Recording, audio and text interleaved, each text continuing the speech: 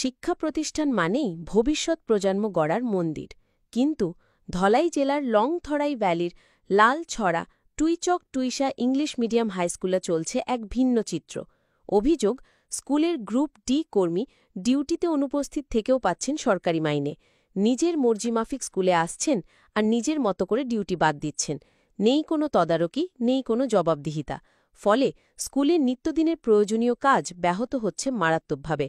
ছাত্রছাত্রীরা জানাচ্ছে, নিজের ইচ্ছে হলে স্কুলে আসতে দেখা যায়, আর না হলে তার দেখা পাওয়া যায় না। স্কুলের আরেক কর্মচারী জানিয়েছেন, ওই গ্রুপ ডি কর্মী স্কুলে আসেন বটে, কিন্তু শুধু অ্যাটেন্ডেন্স খাতায় নাম লিখিয়ে চলে যান। আর সেই কর্মীর নাম চন্দ্রমোহন রিয়াং। একদিকে সরকারের কোটি কোটি টাকা ব্যয় হচ্ছে শিক্ষা খাতে, অন্যদিকে এভাবে অবহেলা ও অনিয়মে ভেঙে পড়ছে শিক্ষা ব্যবস্থার ভিত। প্রশ্ন উঠছে, এত দিন ধরে এই অনিয়ম চললেও প্রশাসনের চোখে ধুলো দিচ্ছে কে? আর কবে অবসান হবে এই দায়িত্ব জ্ঞানহীনতার? এমন গুরুত্বপূর্ণ খবর ও সমাজের বাস্তব চিত্র পেতে সাথে থাকুন। এক্ষুনি ফলো করুন আমাদের ফেসবুক পেজ। আপনারা স্কুলে যে গ্রুপ ডি, উনি আজকে স্কুলে আসেননি, এই বিষয়ে কি বলবেন?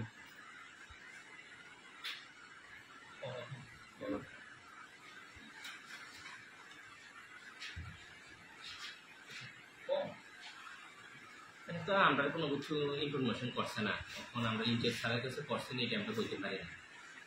কিন্তু যে মানে গ্রুপ ডি যে এখন আছে আপনার স্কুলে, তাই না? প্রায় অনেকদিন স্কুলে আসেনি, আর এসে রেজিস্টারে সই করে যান যে আমাদের কাছে ভর্তি হয়েছে। কি করবেন? আমরা তো তাই দেখি, মানে আইয়ে এসে অনেক সই করে দেয় নাকি, ব্যক্তিগত কোনো কাজ টাজ থাকেনি, জায়গা সইতে সেটা সব দেখা হয় না। গ্রুপ ডি এর নামটা কিটা? চন্দ্রমোহন রিয়াং। চন্দ্রমোহন রিয়াং। আজকেও কি টোটালি আসছে না, নাকি আয়া গেছে? না, আসেন